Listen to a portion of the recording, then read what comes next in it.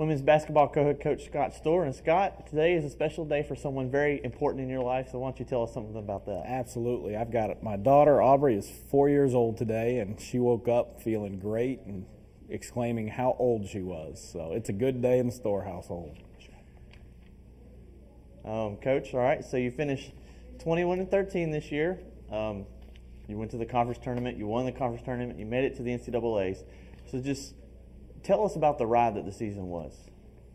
Well, I think overall, the process of us coming together is probably the thing that we'll look back on the season. We started off with 10 players that did not play for us last year, and anytime you have that many new faces in your program, there's always an aspect of coming together and kind of figuring each other out and, in all honesty, learning how to play for us as coaches. And that was a big part of the year, and I think that kind of sums up kind of the first, maybe half to two-thirds of the season as far as just kind of figuring everything out. And the run that we've been on here in just the last, 5-6 weeks as far as our road trip, our 5-game road swing that kind of pulled us all together. And then, even the last 2 games before the conference tournament, of course, the run through the conference tournament are really more of a reflection of the process of coming through the season and kind of learning how to play together and putting together at the right time.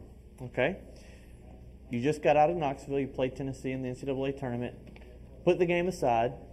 What was the experience like for you and for the young ladies on your team in Knoxville?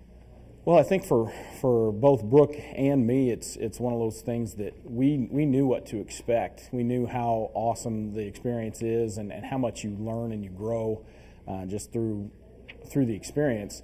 It was really cool to see our players get to experience that. We felt like when we got the seed that we did and got to play Tennessee at Tennessee, we knew that it was going to be just an incredible experience. They do everything first class there. Of course, they've been to every NCAA tournament, and they know how to run the tournament. They know how to do it, and so everything from how we were greeted at the hotel to the way that we traveled to getting to visit the Women's Basketball Hall of Fame to just the entire experience, the media coverage that we received there, just a neat deal that kind of fuels the fire for our players, and it's already one of those things where I think the kids we're not forcing them back in the gym, but they're getting back in the gym on their own just because they want to get back to that. All right. You played Tennessee, and you played a tremendous first half defensively against Tennessee. So what does that first half, along with playing a program like Tennessee, do for your program and the process that you're trying to get through? I think it's just another step in it. We playing at Tennessee, and we honestly felt like we didn't play well in the first half, that we probably should have had a lead. We missed some easy shots. We had a few turnovers that we don't normally have.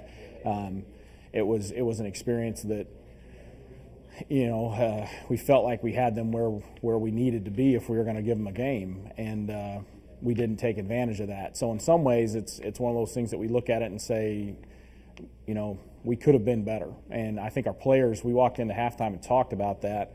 We knew that they'd give us a great effort in the second half. We knew that they'd crank things up defensively, and in all honesty, we felt like we missed 3 or 4 easy shots early on that would have changed the complexion of the second half. Even that just that fact of could we score against them, and so big picture, it was a great experience, but I think it's something that we learned earlier in the season when we went to Baylor and played well against them on their home court. We went to Texas and played well against them in the first half, on their home court. And so it's not that we weren't surprised by our effort. We felt like we could do some things. We felt like our system allows us to do some things.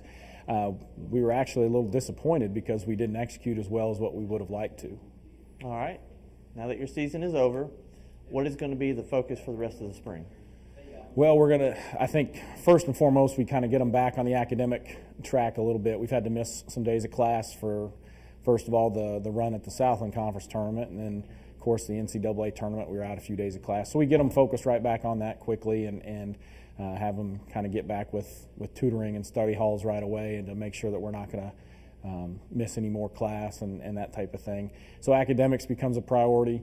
We give them a little bit of time away from the basketball just basically this is our downtime. We head into summer, and we're going to have them up here this summer working with the basketball, and that's a new rule change we were allowed to do last year, and we kind of learned that now the spring is going to become, if we have a quote-unquote downtime with the players, we'll do that. But even with that, we'll get them back on their strength and conditioning routine here in a week or so, just to kind of make sure that we don't lose anything that we've been working on throughout the course of the season. So we put the balls down for a little bit as far as the team goes, but like I said earlier, I think the players are itching to get back in the gym and itching to get back to where we were.